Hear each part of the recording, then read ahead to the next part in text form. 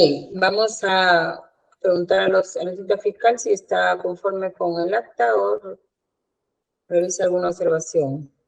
Sin observación, señor magistrado. El doctor y el procurador. Buenas tardes, señora magistrada. Sin observaciones. Bien. Los abogados, empezando por el abogado de la doctora Vázquez, ¿alguna observación? Ninguna. El doctor Espinosa. Ninguna observación, señorita directora de debates. Gracias. Doctor Vidal. Ninguna, doctora. Gracias. Doctor Legua.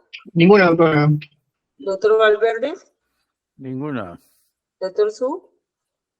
Ninguna, señora magistrada. Perfecto, no habiendo observaciones, se tiene por aprobar la aclaración anterior y vamos a continuar. La señorita presidenta la firmará de manera oportuna.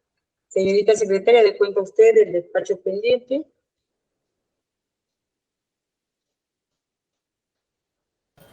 Señora directora de debate, se da cuenta del oficio de fecha 18 de septiembre del año en curso, presentado por la Defensoría del Pueblo, mediante el cual hacen una solicitud en cuanto al procesado Chay Danón, solicitando se informe el estado actual del presente proceso.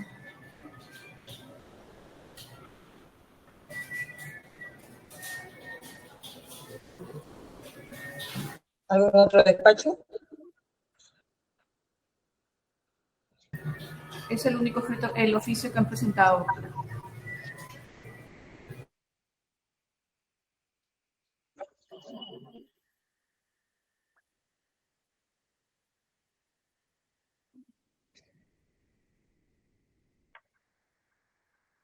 Bien. Siendo una información que está solicitando sobre el estado del proceso, Secretaría oficie dando cuenta lo que se solicita, la información que se solicita. Continuando con el estado del proceso. Está pendiente de correr traslado de los medios probatorios ofrecidos por la defensa del acusado Toledo, presentado mediante escrito de abril del presente año, de los numerales 1 al 17, el numeral 19, 26 y 51. Y luego, pendiente de que el procurador también se le señale lo que corresponda con respecto al documento ofrecido en el numeral 61. Primero vamos a correr traslado de la cita fiscal en relación a las pruebas ofrecidas correspondientes a esos numerales que se han indicado. Cita fiscal, del 1 al 17, luego el 19, el 26 y 51. Del escrito de abril de este año, doctora. Sí. Ahí lo tiene. Es del 1 al 17. Luego el 19, 26 y 51. Están pendientes. 61. 51. Porque 61 estoy absolvido relacionado a la copia certificada. Eso ya lo vamos a ver en un momento. Para ir saneando, dejando todo bien. Ok. Todo saneado. Bien, voy avanzando entonces. Respecto a las documentales ofrecidas mediante escrito del 4 de abril de 2023, se establece la número 1, el mérito del memorándum de entendimiento sobre integración física económica del Perú-Brasil. El número 2, el mérito del comunicado conjunto por los ministros de Relaciones Exteriores Perú-Brasil. El número 3, el mérito de la primera reunión de presidentes de América del Sur. El 4 es la declaración de presidentes de la primera reunión de presidentes Perú-Brasil. El 5, el mérito de la ayuda en memoria de la segunda reunión OTE. El 6, el mérito de la reunión de coordinadores nacionales de ejes de integración. Y el 7, el mérito del informe de financiación de proyectos transaccionales. Me he referido uno por uno para hacer una sola absolución respecto de los mismos, ya que todos tienen la misma utilidad y pertinencia. La pertinencia que otorga la defensa a estas 7 documentales es que estas versan sobre el acuerdo político de gestión de proyecto de integración de IRSA Sur. Y la utilidad de los mismos es porque demostrará la meta intergubernamental de integración de infraestructura de transportes. Esta es la misma pertinencia de los 7 documentos y la misma utilidad de los 7 documentos. Respecto de estos 7 documentos, el Ministerio Público se opone a su admisión por cuanto, en primer lugar, serían sobreabundantes, pero principalmente porque no tienen pertinencia con el tema probandum en este juicio. Todos están establecidos respecto de acuerdos políticos que no son materia de investigación del delito de lavado de activos y mucho menos la meta intergubernamental, por lo que el Ministerio Público considera que no tienen utilidad ni pertinencia para que puedan ser admitidos, ya que no cumplirían con los requisitos que establece el artículo 238 del Código de Procedimientos Penales. Respecto del documento número 8, es el mérito de la declaración conjunta de presidentes de la República del Perú y Brasil. Y el documento número 9, ya que los dos tienen también la misma pertinencia y utilidad. Es el mérito de la lista de asistentes a Palacio de Gobierno el día 25 de agosto del 2003. La pertinencia que otorga la defensa a estos dos documentos es que ambos versan sobre el impulso político de forma pública gestada por las máximas autoridades de Perú y Brasil respecto del proyecto de integración IRSA. Y la utilidad que le da al mismo es que acredita el compromiso público y notorio de la importancia de la integración vial. Respecto de estos dos documentos, de la misma manera el Ministerio Público se opone a su admisión por cuanto los mismos no son útiles ni pertinentes para este proceso en el cual se ventilan actos de lavado de activos y estos dos documentos estarían versando, tal como lo ha señalado la defensa, sobre impulsos políticos, hechos que no son materia de investigación de este proceso. Por lo tanto, no serían útiles ni conducentes para el objeto de investigación. De la misma manera, no cumpliría con los requisitos que establece el artículo 238 del Código Penal, de Procedimientos Penales. En cuanto al documento número 10, este está referido a la nota de prensa titulada Perú firmará acuerdo comercial con Brasil y Mercosur durante la visita de Lula. Y el documento número 11 es también una nota de prensa titulada Gran expectativa por la visita de Lula al Perú. Al respecto, estos dos documentos han sido señalados pertinentes por la defensa porque evidenciarían, según la defensa, la alianza estratégica entre el gobierno de Brasil y Perú. Y la utilidad sería que mientras que esta alianza afianzaría las relaciones intergubernamentales en favor de la inversión. Es la utilidad y pertinencia que se da a ambos documentos. De la misma manera, el Ministerio Público se opone a la recepción de lo mismo por cuanto la utilidad y pertinencia asignada por la defensa no estarían vinculados a las imputaciones realizadas por este despacho en cuanto a la investigación del delito de lavado de activos y porque los mismos, por tanto, no tendrían utilidad ni conducencia para acreditar los hechos de lavado de activos por los cuales se viene investigando al procesado Alejandro Toledo.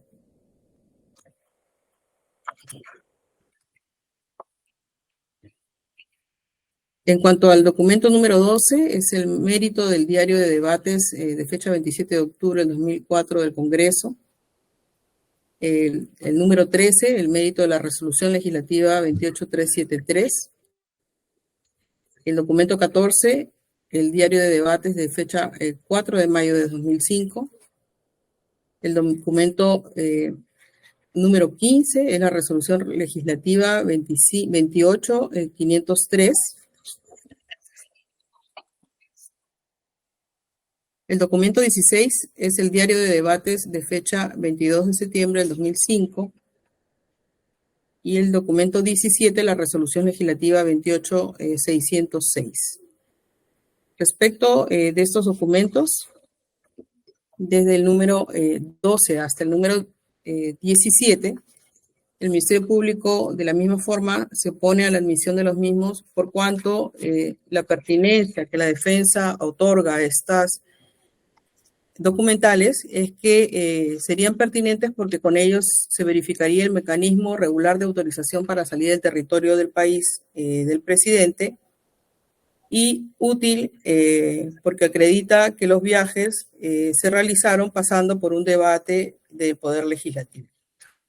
De la misma forma, estos 6 documentos, tanto los diarios de debate como sus correspondientes resoluciones, consideramos que no son prueba documental útil ni pertinente al proceso, por cuanto no se encuentran vinculados al delito de lavado de activos y porque además son información de conocimiento público. Por lo tanto, no consideramos que estos puedan ser conducentes a establecer o acreditar actividad o relevar de las imputaciones que hace el Ministerio Público respecto de del delito de lavado de activos. Sigue. El 19, ¿no? El 19, doctora, el 26 y el 51. Sí, lo estoy ubicando. El documento 19 se trata de una copia simple en la que se establece mediante facsímil la relación de hoteles de la delegación peruana en la Cumbre de Río. Del desarrollo del mismo, además de ser una copia simple, se advierte que solamente se verifica la lista de personas y las habitaciones que ha ocupado cada una de ellas. Por lo tanto, este documento no contribuye a poder esclarecer ninguno de los hechos de lavado de activos por los cuales se viene realizando el presente proceso. De igual manera, el documento 26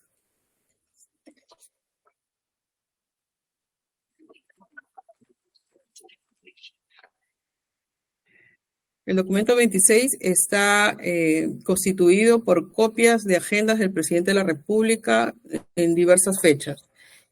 Podemos establecer que en su totalidad todas estas copias, desde el número 60 hasta el 76, son ilegibles, no se verifica ni se puede leer siquiera a qué día pertenece ni cuál es el título de estos documentos. Eso en primer lugar. En segundo lugar, el Ministerio Público considera que tampoco tendrían utilidad ni pertinencia para la vinculación al delito o imputación por el delito de lavado de activos por el cual viene siendo procesado el señor Toledo. Y de la misma manera, no podrían ser conducentes ni útiles para la actividad probatoria en este caso. Respecto del documento 51,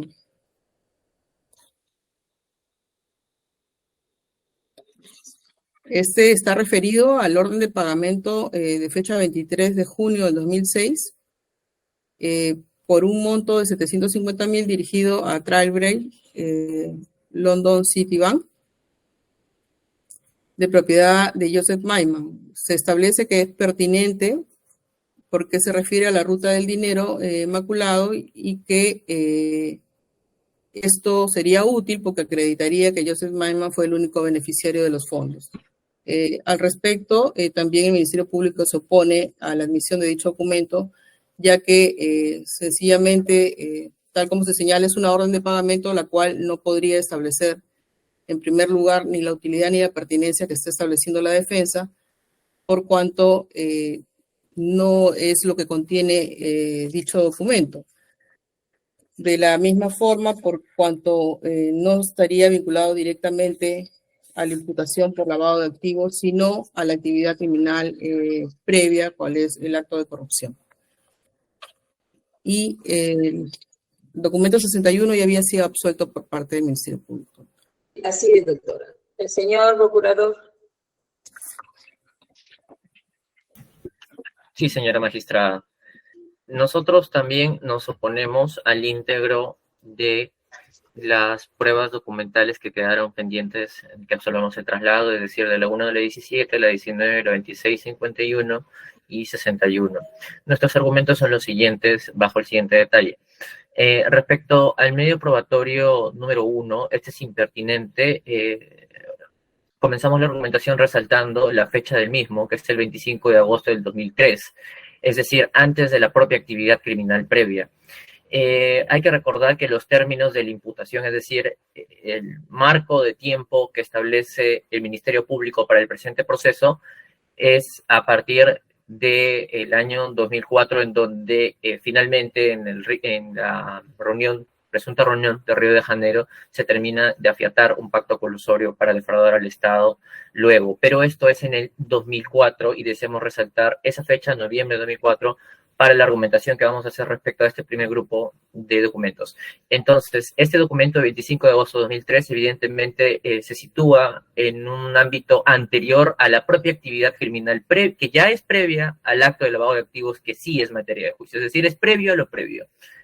Por eso es que es impertinente. Además, hay que resaltar algo. En el propio escrito del abogado defensor textualmente sostiene que este documento es útil por cuanto demostrará que el desarrollo del proyecto, de la IRSA, era una meta intergubernamental de integración de infraestructura de transportes. Entonces hay que preguntarnos, ¿y esto por qué es pertinente? En el sentido de qué aporta saber que la IRSA era efectivamente una meta intergubernamental. ¿Acaso porque un contrato sea un objetivo político del gobierno quiere decir que a futuro, porque esto se sitúa en un periodo anterior a la propia IRSA, acaso que eso quiere decir que en ese proyecto ya sacado a licitación y a ejecución de contratos no va a haber actos de corrupción, que precisamente es la actividad criminal previa de este caso? La respuesta es que no. No aporta entonces información al presente juicio, y ese mismo tenor se repite respecto a los medios probatorios que ahora vamos a señalar.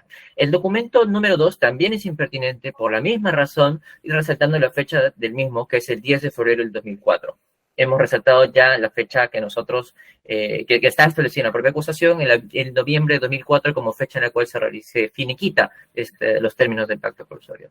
El documento número 3, en el mismo sentido, es un documento del 1 de septiembre del año 2000. Y esto hay que analizarlo con mucho más cuidado, sobre todo, porque este documento es del 1 de septiembre del año 2000, y además que intenta probar que este proyecto era una meta intergubernamental, es decir, tampoco aporta algo al proceso, pero incluso más aún, la propia defensa acepta textualmente en su escrito que fue otro presidente el que participó en esa cumbre. No fue el presidente que ahora es materia de proceso, Alejandro Toledo, sino que en la propia defensa, al momento de ofrecer este documento, nos dice que fue otro presidente incluso anterior a él, que es Alberto Fujimori. Entonces no vemos cómo eso puede aportar al proceso en el sentido de pertinencia.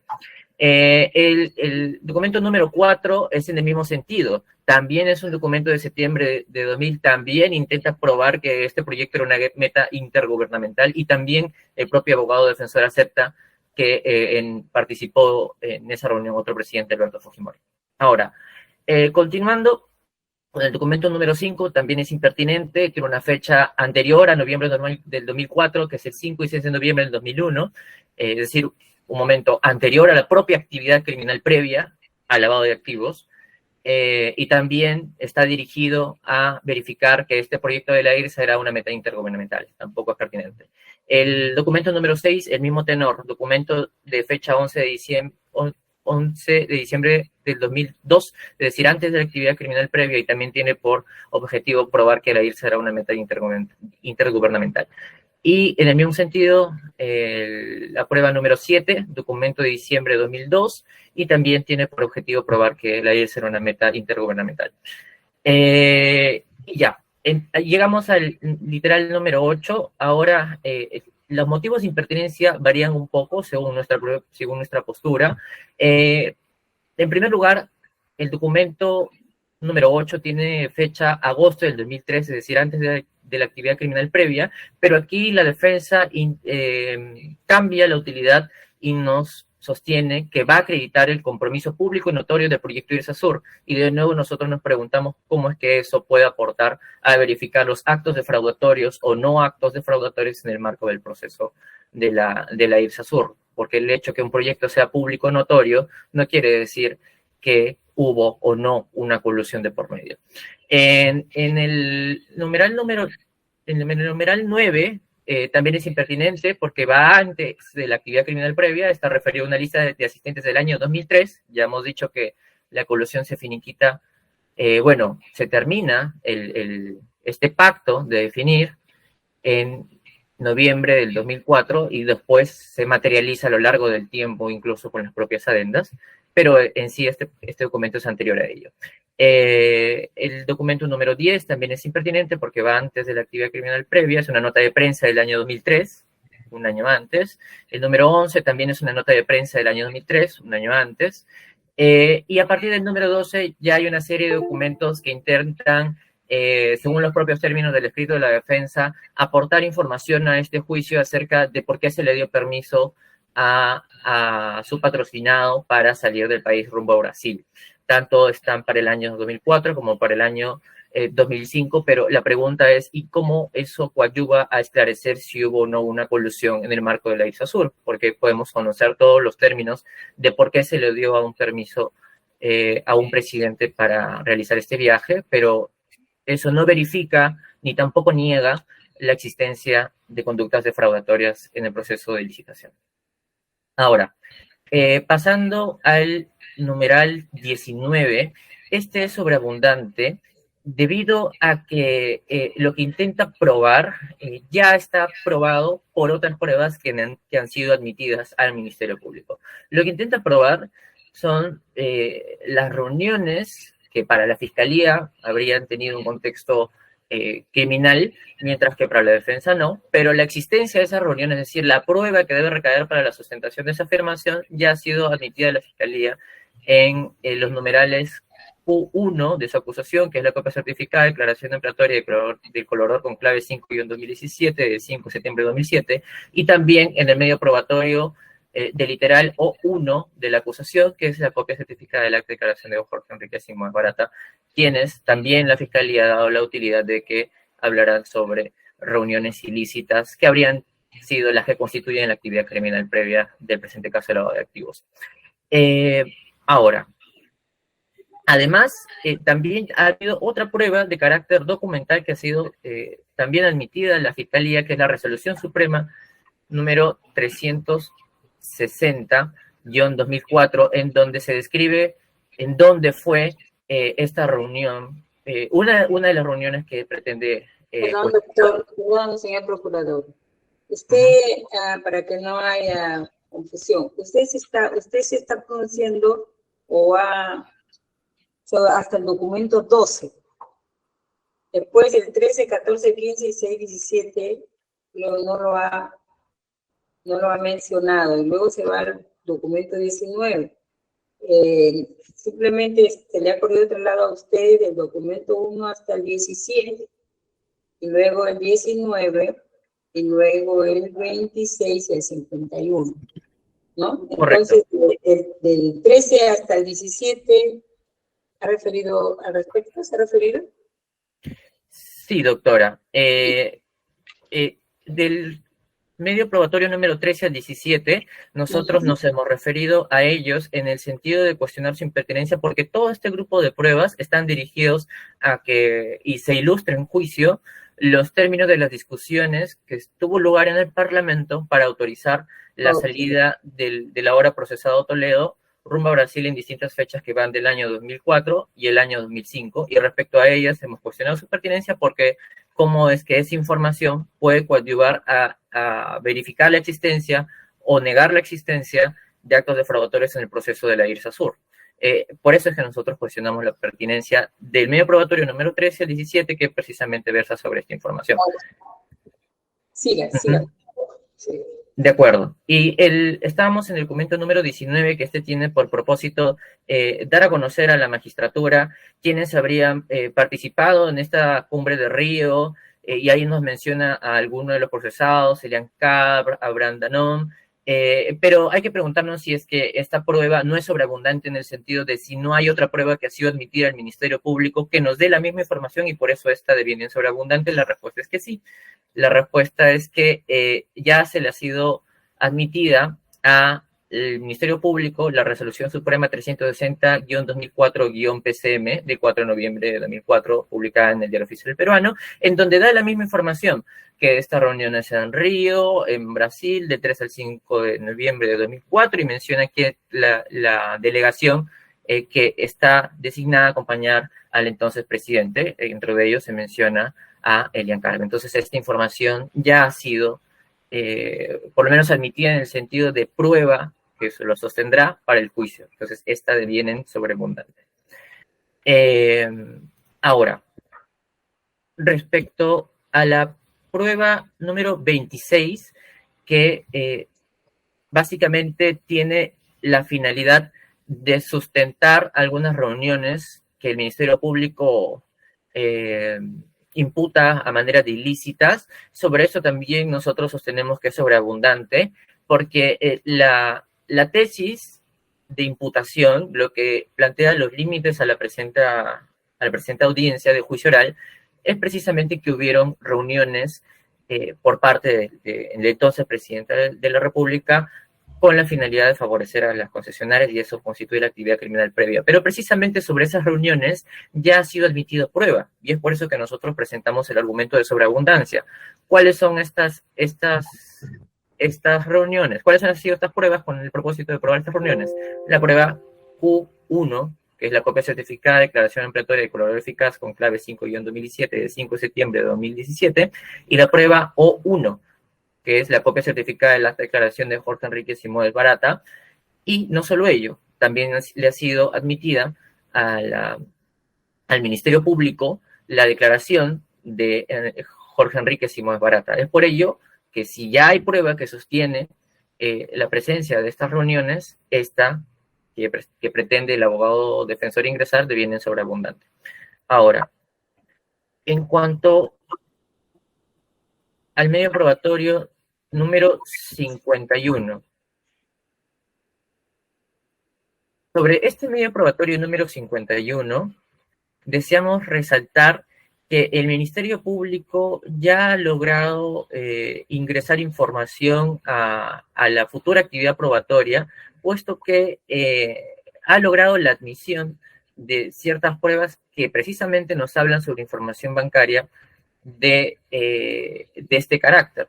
Hablamos específicamente de la copia certificada de la declaración ampliatoria del colaborador con clave 5-2017, en donde nos da referencias sobre ingreso de dinero precisamente de junio del año 2006, que es el mismo mes y año del cual nos habla el abogado defensor, de también Trail Brach, que es la misma persona jurídica sobre la cual nos quiere aportar información el abogado defensor.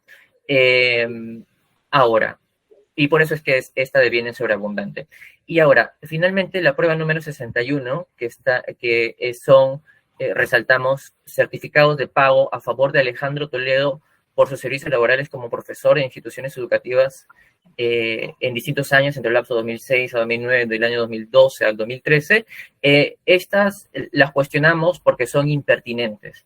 En el presente proceso de lavado de activos, el epicentro, la esencia de la imputación es que se habría adquirido y se había pagado hipotecas de inmuebles también con dinero maculado, que en ningún momento de la imputación se sostiene que estas provienen de sus actividades ilícitas como profesor realizadas presuntamente por el señor Alejandro Toledo, sino que estas venían desde la persona jurídica Ecoteva, y a la vez Ecoteva traía ese dinero de otras personas jurídicas como lo son Milán y Ecostate. Entonces, si ese es el marco de hechos que se tiene que verificar y nunca se sostiene que este pago de hipotecas o el pago de inmuebles venía de su actividad lícita. Entonces podríamos preguntarnos entonces qué es lo que pretende probar el abogado defensor, porque entendemos que si la tesis es probar que con sus ingresos lícitos habría pagado estos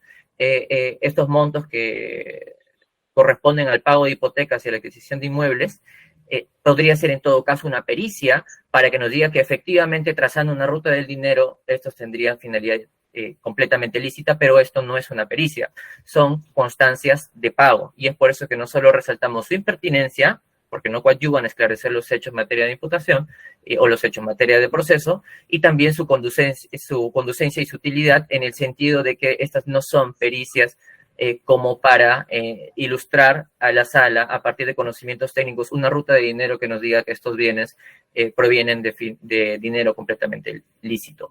Y ese es el sentido por el cual nosotros nos oponemos a cada uno de los medios probatorios ofrecidos. Previo a resolver, con respecto a las copias certificadas que estaba solicitando el abogado de Toledo, en la audiencia anterior, que se dio cuenta del escrito, también se le hizo ver al abogado doctor Valverde, se le hizo unas indicaciones para que pueda el abogado presentar como corresponde su pedido de copias certificadas. Señorita secretaria, ¿se cumplió? ¿Han presentado algún escrito con dichas precisiones? Señora directora de verificado en este acto el sistema integral, el CIF penal, se verifica que no haya escrito alguno absolviendo dichas observaciones. Bien. Ya no se han hecho las aclaraciones, las precisiones que pidió la sala, menos se ha pagado la tasa judicial con respecto a la extinción de copias, ¿no? Bien. Entonces, la sala va a resolver con respecto a estas pruebas ofrecidas por la defensa del abogado del acusado Toledo. Están pendientes que el Ministerio Público y la parte civil no se había corrido traslado. Siendo así, habiendo escuchado tanto al Ministerio Público como a la Procuraduría, y teniendo en cuenta lo señalado por la defensa en su escrito de presentación de pruebas de abril del 2023, la sala resuelve con respecto a las pruebas 1 al 17 declararlas improcedentes por cuanto no cumplen con los estándares de utilidad, pertinencia y conducencia. Más aún con lo señalado por el representante de la Procuraduría, en el sentido que son documentos que no guardan relación con el tema probando de este delito, que es el de lavado de activos. Con relación a la prueba 26, de igual manera, la defensa no se alineó cuando se emitió la prueba presentada por el Ministerio Público. De igual manera, en relación al punto número 12 y con relación al punto 51, está referida a una información financiera que también fue admitida por el Ministerio Público y la defensa en su oportunidad nos adhirió a la misma. De igual manera, se declaran improcedentes la prueba número 61 por las mismas razones de impertinencia que no son útiles al proceso y también por impertinentes. Habiendo ya terminado con la prueba del doctor Su y con respecto al pedido de copias de las declaraciones, copias certificadas de las declaraciones, al no haberse cumplido con los requerimientos señalados, precisiones señaladas por el colegiado en la última audiencia y no habiéndose hecho el pago correspondiente de las copias certificadas, también se estima el pedido. Continuamos entonces, ya viendo el doctor Su con su ofrecimiento de pruebas. Hoy día correspondía al doctor Valverde empezar con su ofrecimiento de la prueba en relación a sus defendidos. Doctor Su. Sí, señora magistrada, buenas tardes. Señora magistrada, voy a deducir la nulidad de algunas resoluciones que se han emitido, incluyendo la del día de hoy. Voy a deducir la nulidad de la resolución emitida en audiencia del 22 de agosto del año 2023, en el extremo que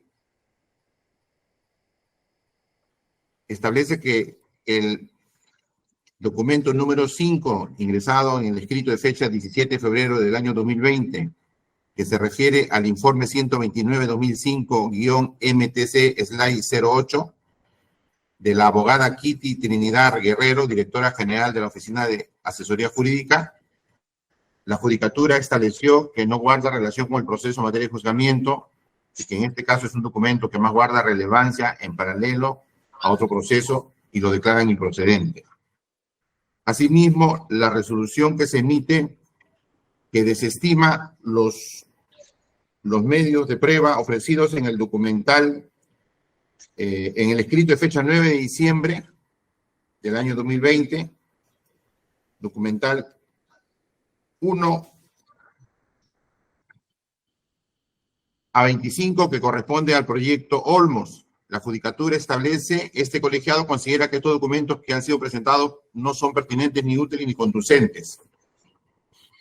Contra la resolución que resuelve respecto al escrito de fecha 19 de agosto del año 2021, respecto a la asistencia judicial internacional 402-2019 procedente de las autoridades del Reino Unido, donde se establece que estos documentos que obran en una carpeta, y como bien lo señala la defensa, se estaría ofreciendo una prueba trasladada para que manden la documentación original. En consecuencia, lo declaran improcedente.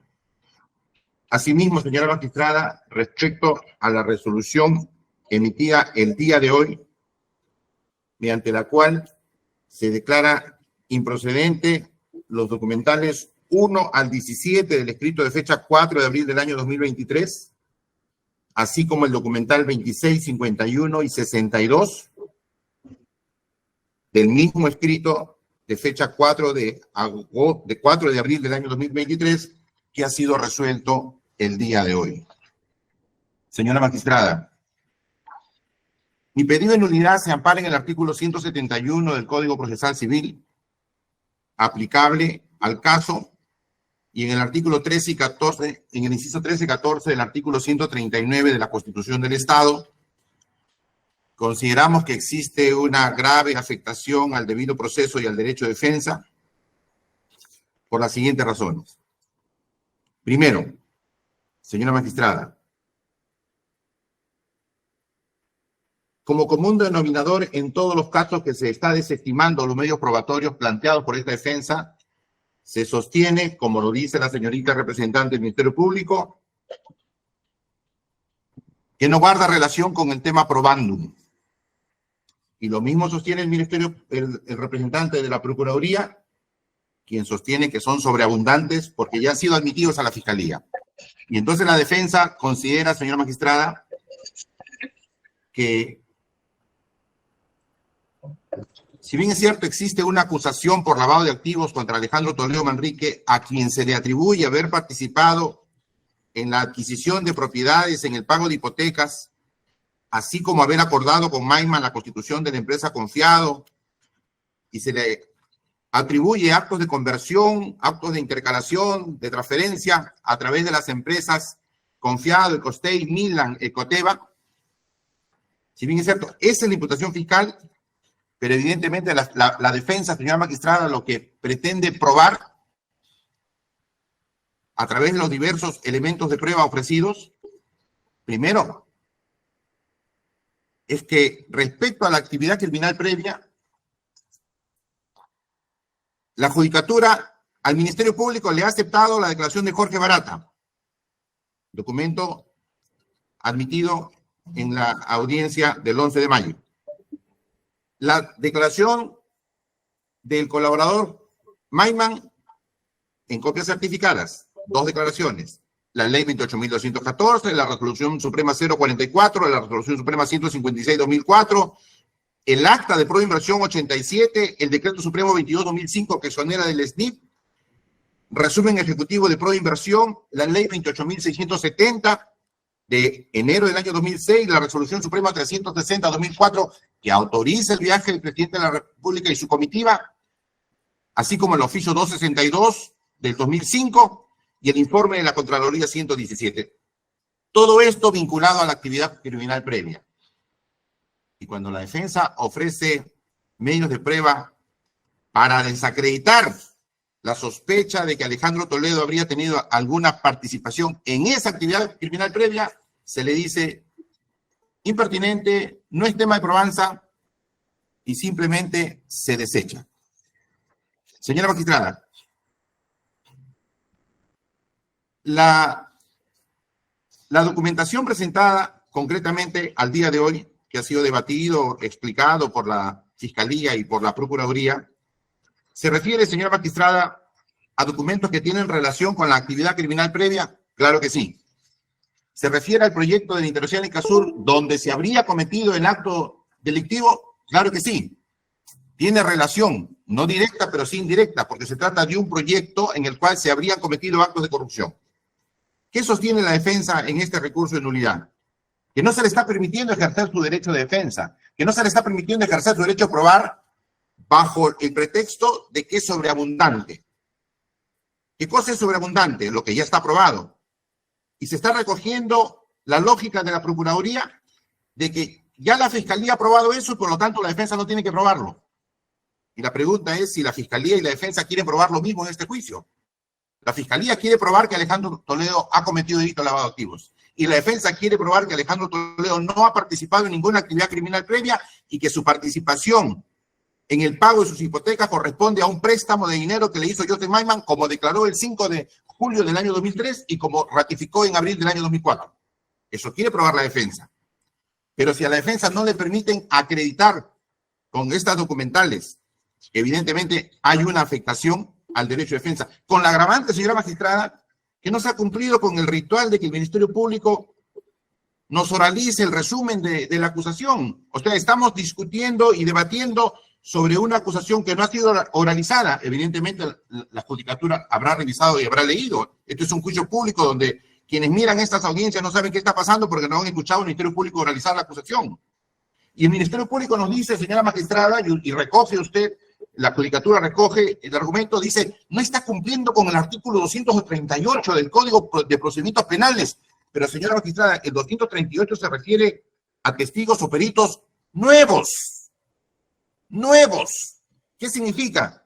Que ya se inició el juicio oral y en ese momento, después de darse lectura a los testigos, la judicatura invita a las partes a que hablen de los nuevos peritos o los nuevos testigos, y ese artículo 238 del Código de Procedimientos Penales se refiere a los nuevos, no a los documentales, ni a los peritos, ni a los testigos que fueron ofrecidos dentro del plazo ordinario que establece el artículo 232 del Código de Procedimientos Penales. Y todo eso se está recogiendo como una verdad jurídica absoluta, irrebatible, y con eso se está resolviendo y se está afectando definitivamente el deber de motivar las decisiones, porque se está recogiendo artículos y claro, la sala no está precisando cuál es el artículo, cuál es la norma, la sala simplemente resuelve en un párrafo y nos dice, de acuerdo a lo que ha dicho la Procuraduría, de acuerdo a lo que ha dicho la Fiscalía, entonces se sostiene que nuestras pruebas no son pertinentes y no son útiles. ¿Cómo no va a permitirse que la defensa acredite que esta carretera fue un acto público? No fue un hecho escondido. ¿Cómo no se va a permitir que se acredite que hubo un acuerdo político firmado en Palacio de Gobierno en agosto del año 2003 con la presencia del jefe de Estado de Brasil? O sea, ¿cómo no se va a poder permitir que se sepa quiénes asistieron, quiénes participaron? ¿Y cómo se dio este acontecimiento?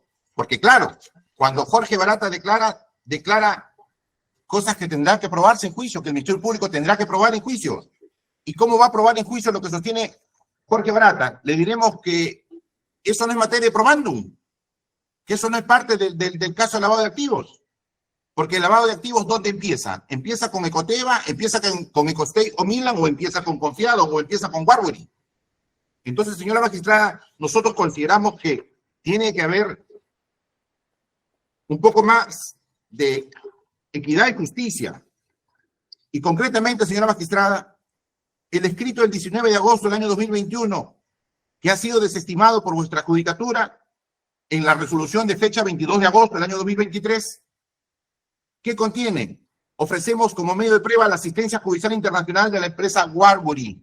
Warburg es una empresa offshore, es la receptora de los fondos de las empresas brasileñas. Warburg es la que le suministra el 100% de los recursos que recibe Confiado, y Confiado es la que envía a las empresas de Costa Rica. ¿Cómo nos van a decir que esta prueba no es pertinente?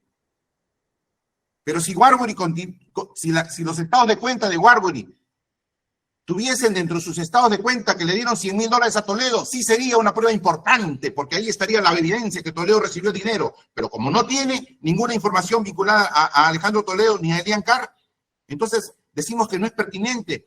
Y este documento, señora magistrada, lo hemos ofrecido no como un acto de investigación, como dijo la Procuraduría, sino lo hemos ofrecido para que usted solicite, porque la misma dificultad que tenemos cuando pedimos copia a su judicatura y nos dicen paga la tasa, también las tenemos en otras fiscalías que nos hacen pagar derechos que muchas veces la defensa no puede costear. Sin embargo, decimos, ahí está la prueba, pídala, y acá está la copia que presenta la defensa porque obtiene una copia, y nos dicen, no, eso está pidiendo un acto de investigación, no corresponde.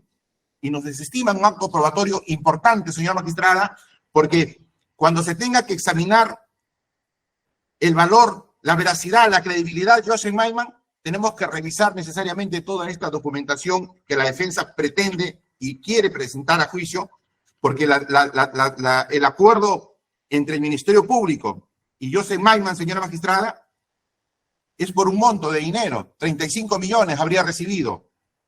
Y según Maiman y según la Fiscalía, 31 millones de Odebrecht. Sin embargo, la empresa Warburg recibe 39 millones. Entonces, definitivamente, es un documental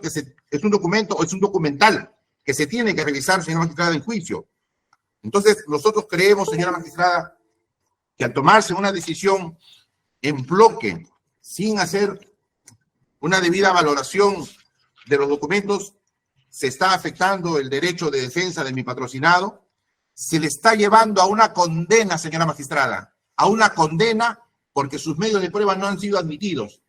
No es irónico decir que a la Fiscalía se le permite acreditar la actividad criminal previa, pero a la defensa no se le permite acreditar nada contra eso. Entonces, señora magistrada, y para concluir, señora magistrada, la agenda del presidente, punto 26 del escrito del 4 de abril. Claro, la Fiscalía dice, está borroso, no se puede leer. Qué raro, ¿no? Porque yo he estado hoy día viendo la carpeta y en el expediente sí se lee. Yo he estado hoy día viendo el expediente en la mañana. He estado 4 horas para conseguir los folios que me pidió la Secretaría para esta audiencia. Y claro, no es relevante la agenda. Sí es relevante, porque todas las reuniones que tuvo el presidente de la República estuvieron pactadas, hecho público.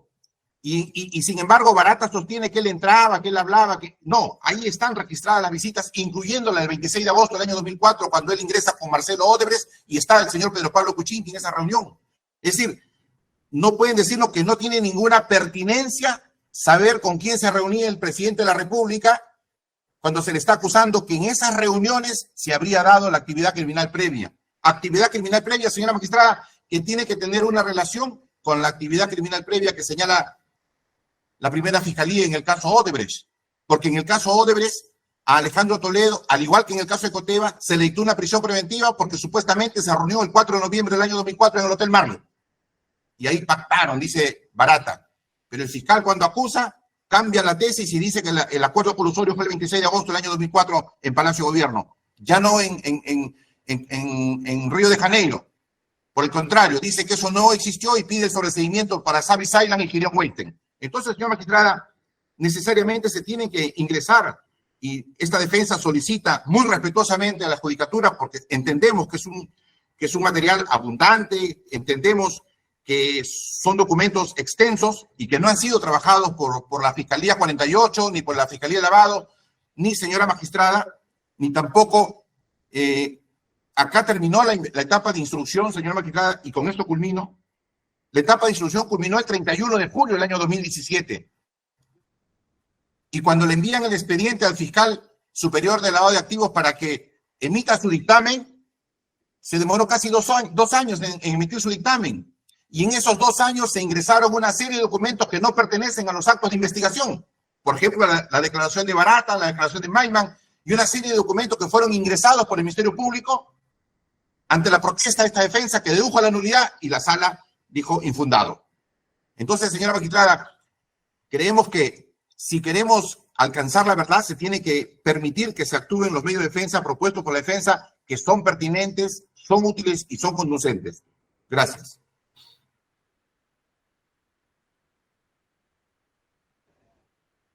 Vamos a tener que correr traslado a la señorita fiscal y al Ministerio y a la Procuraduría para que puedan absolver el pedido de nulidad de la defensa. Señorita fiscal.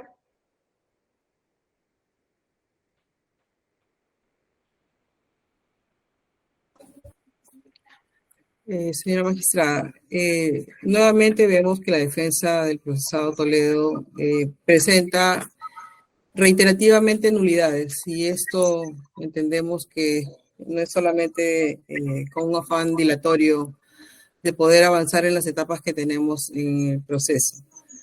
Tal como lo dijimos en las audiencias anteriores, las nulidades que están siendo planteadas en ese momento deben ser declaradas infundadas, por cuanto las mismas han establecido que las pruebas documentales ofrecidas por la defensa del procesado Toledo precisamente no tenían utilidad ni pertinencia para ser admitidas y no están vinculadas a la imputación realizada por el Ministerio Público. Hicimos en ese momento también la tingencia que existe inclusive una sentencia emitida por el Tribunal Constitucional, la 6712 del 2005, habeas corpus, en las que se establece que efectivamente toda persona procesada tiene el derecho de probar y tiene el derecho a ofrecer medios probatorios, pero que estos medios probatorios no pueden ser de cualquier naturaleza, sino que tienen que estar necesariamente vinculados, tener una conexión lógica, jurídica con los hechos que se imputan. En el caso de todas las documentales a las que se ha hecho referencia y sobre las resoluciones que se pide la nulidad, se ha establecido en cada una de ellas que no existe esta conexión lógico-jurídica con las imputaciones.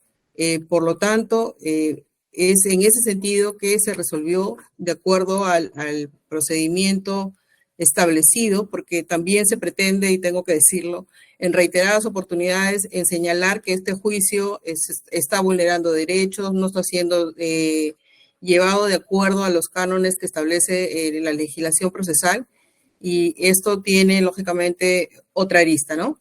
Desdibujar o desnaturalizar el proceso que está debidamente llevado dentro de las pautas que establece el mismo Código de Procedimientos Penales.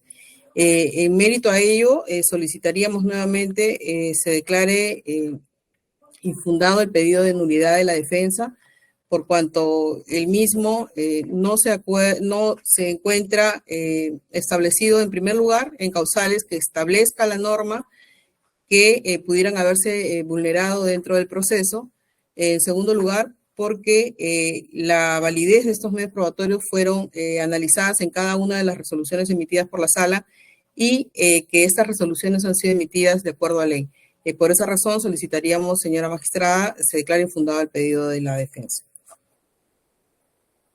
Bien, señorita fiscal. Señor abogado de la Procuraduría. Gracias, señora magistrada.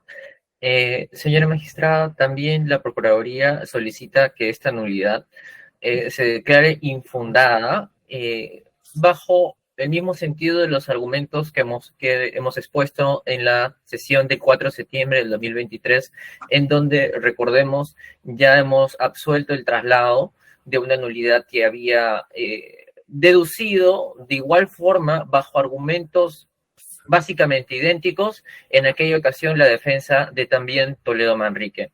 Y tanto como esa oportunidad como la oportunidad actual, se parecen y diríamos son idénticos porque los argumentos apuntan a lo mismo, a discrepar con la sala en cuanto a por qué a sus medios probatorios o no se le considera pertinentes o no útiles o no conducentes. Tal y como nosotros también hemos mencionado, esos argumentos vendrían a apuntar a errores injudicando de la sala, pero los errores injudicando no habilitan a la deducción de una nulidad, porque la nulidad, tal y como el propio abogado defensor lo ha aceptado al acoger al artículo 171 del Código Procesal Civil, la nulidad solo se puede deducir bajo dos situaciones, algunas explícitas contempladas en la ley y las implícitas, que son cuando no están contempladas en la ley, pero quebrantan un defecto de forma y en virtud de eso vulneran un derecho fundamental.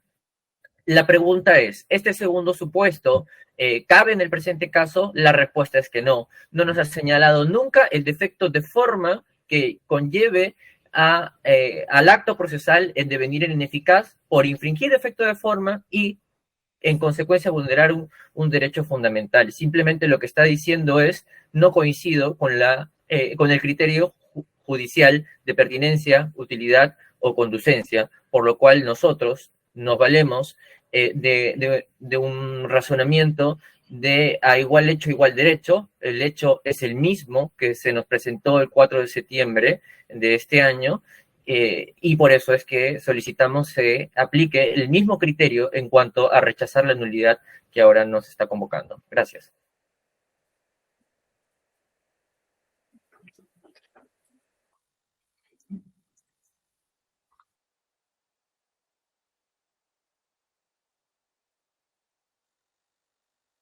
Un momento, por favor. Vamos a decidir los integrantes de la sala. Retomamos la audiencia.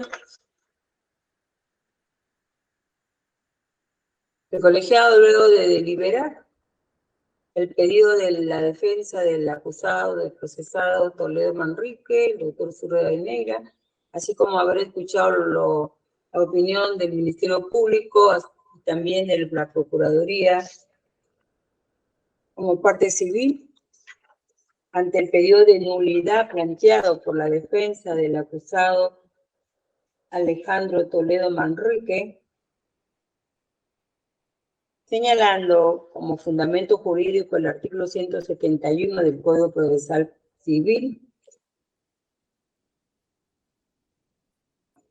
es necesario referirnos pues que el artículo 161 del Código Procesal Civil es una disposición supletoria que se utiliza cuando en el Código de Procedimientos Penales, que es la vía por la cual se está tramitando este proceso, no tuviera una disposición relacionada con la nulidad o con pedir la nulidad de los actos que se realizan en audiencia.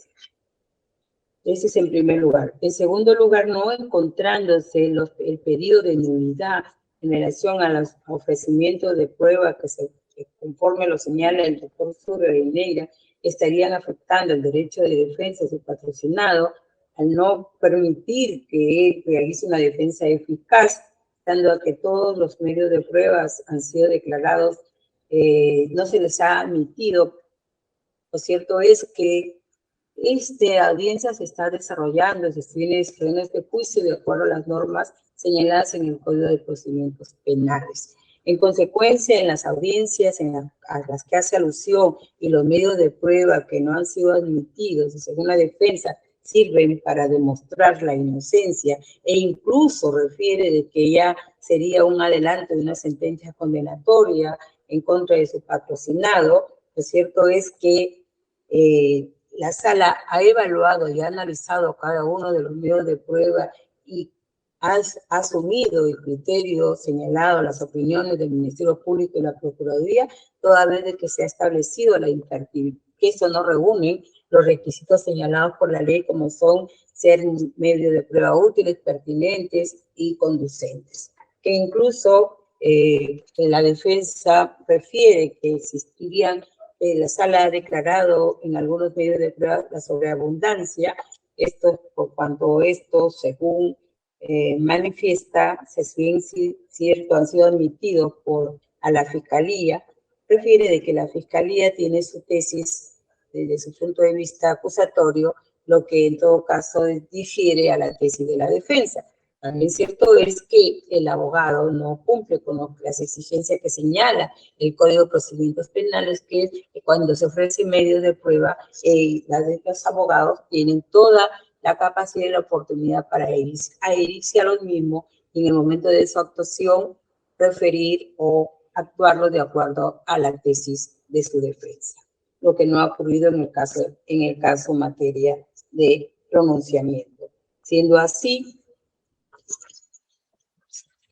como bien lo señala el acuerdo plenario número 6 de 2011, del 6 de diciembre de 2011, se tiene que, en su 11º fundamento, por el último párrafo, que la nulidad procesal requiere como elemento consustancial que el defecto de motivación genere una indefección efectiva, no tratarse de una mera infracción de la norma y garantía procesal. Esta únicamente tendrá virtualidad cuando la vulneración cuestionada lleva aparejada consecuencias prácticas consistentes en la privación de la garantía de vida procesal y en el proceso real efectivo de los intereses afectados por ella. Por lo que ha de apreciarse en función de las circunstancias de cada caso, principio de excepcionalidad de la nulidad de decisiones en mérito en conformarse con el principio de conservación de los actos procesales. En este caso que nos ocupa, tenemos pues el principio respecto a los medios de prueba ofrecidos por la defensa del acusado Alejandro Toledo y que no fueran admitidos por la misma defensa en ese acto, y en este acto está deduciendo la nulidad de medios de prueba ofrecidos en las audiencias de fecha 22 de agosto del presente año, las medios de prueba señalados en los artículos en mención, así como la inadmisibilidad de los medios de prueba en esta audiencia. Este colegiado considera pues que no tiene sustento la nulidad planteada por la defensa del mismo, por lo cual declara infundada la nulidad planteada por la defensa. Aunado a ello, se debe indicar que este proceso se está siguiendo con la regla del Código de Procedimientos Penales. El artículo correspondiente, en todo caso, al señalar el señor abogado que no se está haciendo conocer los cargos a la parte acusada. Primero, en esta forma de audiencia, de acuerdo al Código de Procedimientos Penales, estas audiencias se llevan primero el ofrecimiento de medios de prueba, luego, después de ello, es que el Ministerio Público va a oralizar los cargos. En consecuencia, como ya se ha dicho, se declara infundada la nulidad deducida por la defensa del acusado Alejandro Toledo Manrique.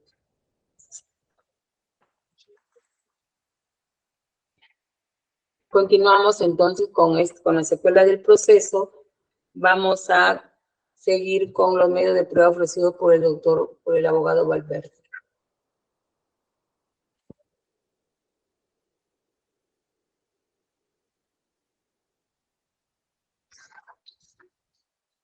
Doctor Valverde.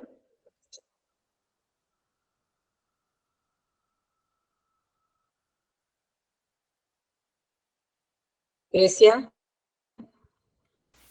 Sí, señora directora. Bien. Bien, doctora. Tiene el uso de la palabra, doctor. Gracias. Siguiendo la tónica de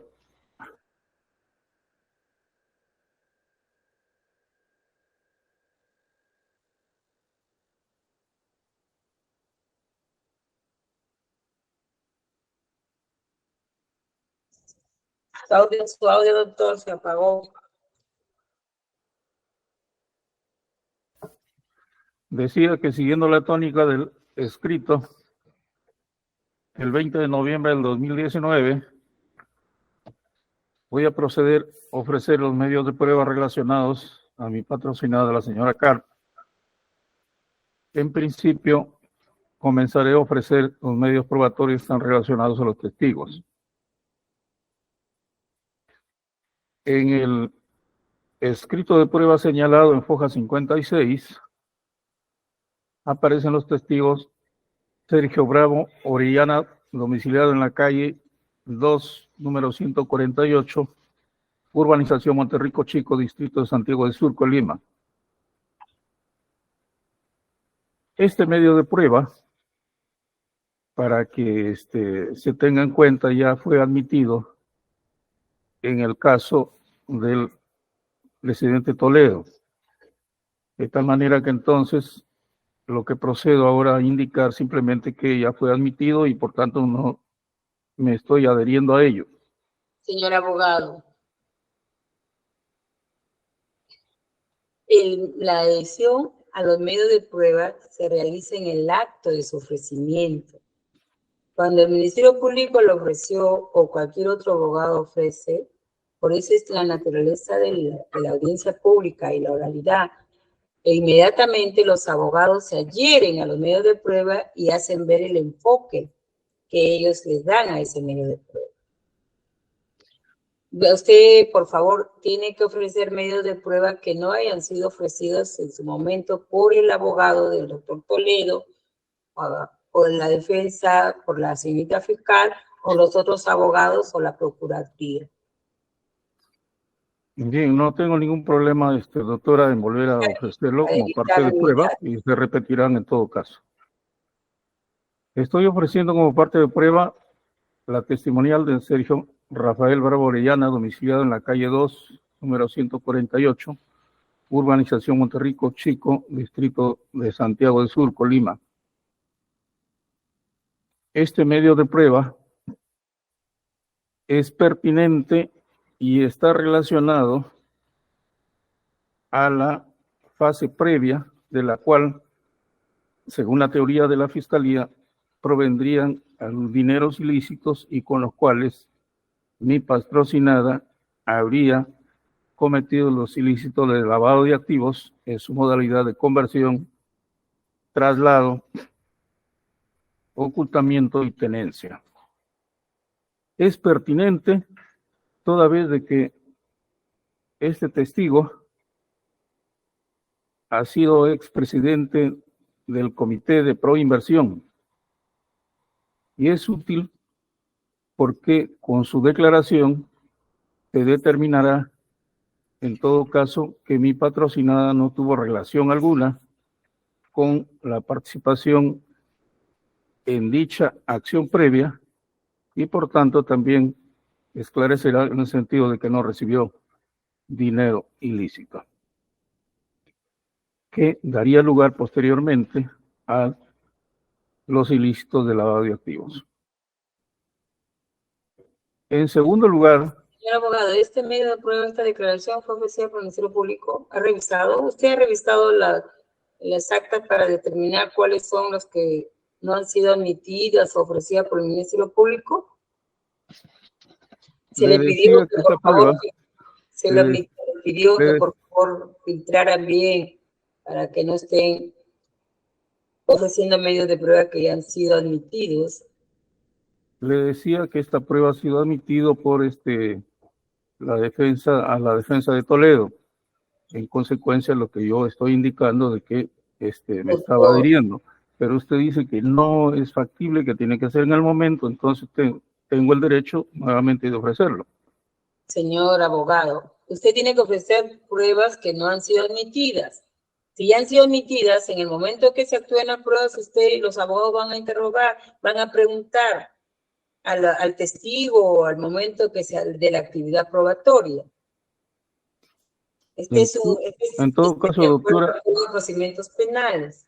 Doctora, en todo caso, si en el momento oportuno, cuando fue admitida esta defensa, no hizo ninguna objeción, hoy lo estoy ofreciendo este medio de prueba, de tal manera que no habría ninguna dificultad para que pueda ser tratada, admitida por su judicatura. En este momento, doctor, le corro traslado al Ministerio Público, a la Fiscalía, a la Procuraduría. La Fiscalía va a decir este medio de prueba ya fue admitido y que usted no se esa oportunidad. El procurador de igual manera, al final mire todo este círculo que vamos a hacer y se va a ir dilatando este proceso. Entonces, en la actuación de los medios de prueba, usted, si han sido admitidos, usted los va a poder preguntarle al testigo de acuerdo a su tesis. Por eso le digo, ya fue admitida, solamente lo había mencionado, pero usted me dice que lo vuelva a repetir. No. Ah, perfecto. Parece entonces, que no nos entendemos. Creo que sí, doctora.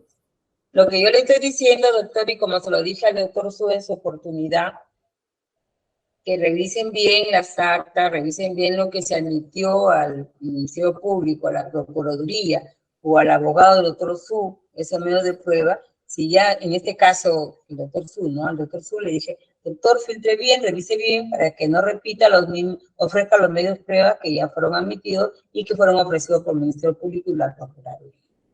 Ahora se lo digo a usted.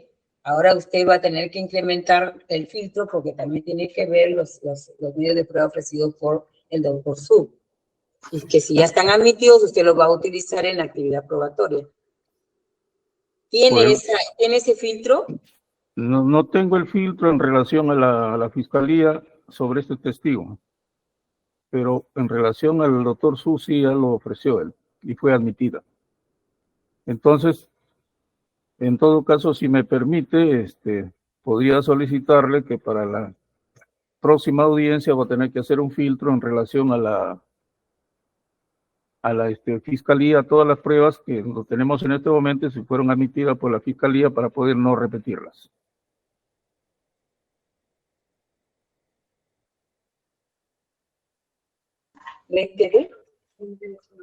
La secretaria me está informando que efectivamente tanto la declaración del primero de sus testigos como del segundo, Bravo, ya fueron admitidos en la audiencia del 20 de junio. ¿Se da cuenta, doctor?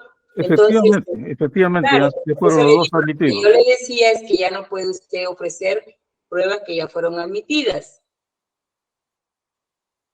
Ya. Se recuerda que cuando ofrecía medios de prueba a la fiscalía y la procuraduría, yo les preguntaba a todos ustedes si se adherían, si tenían algo que decir, alguna objeción, algo, pero todos se quedaban callados, otros decían no, nada, ninguna.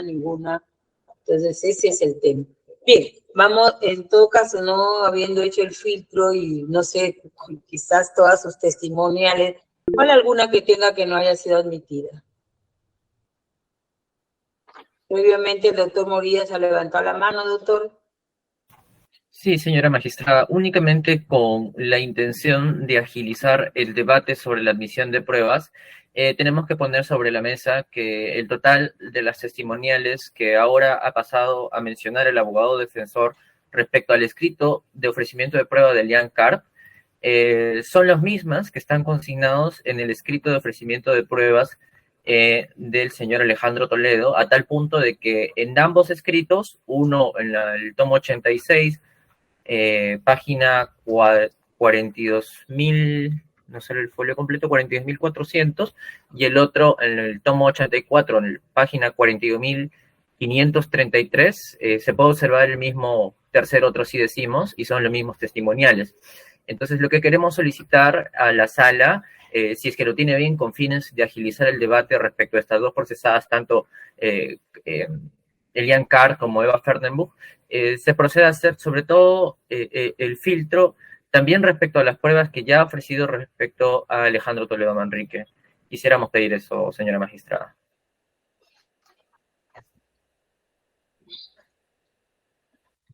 Eso se le está indicando al doctor Valverde para que pueda hacer ese filtro completo, no solamente las pruebas presentadas, ofrecidas por el Ministerio Público, por la Procuraduría, sino también con las ofrecidas por el abogado del doctor, del acusado Toledo, ¿no? Para que él pueda presentar pruebas, ofrecer pruebas, que es el momento, doctor Valverde, de ofrecer pruebas que sean pertinentes, útiles y conducentes para la defensa de sus patrocinadas, de la señora Elian Carr y de la otra procesada, ¿no?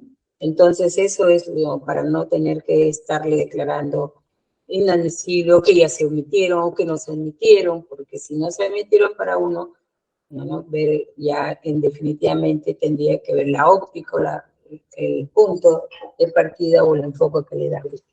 Entonces vamos a suspender esta audiencia para que usted pueda realizar ese filtro, doctor, y no tengamos que estar perdiendo, mire cuánto tiempo en las audiencias, no podemos avanzar con este proceso. Para tal efecto, para poder avanzar, ahora vamos a reunirnos cada dos veces a la semana para llevar a cabo estas audiencias. Los días martes y jueves a las 2:15 de la tarde. En consecuencia, la siguiente audiencia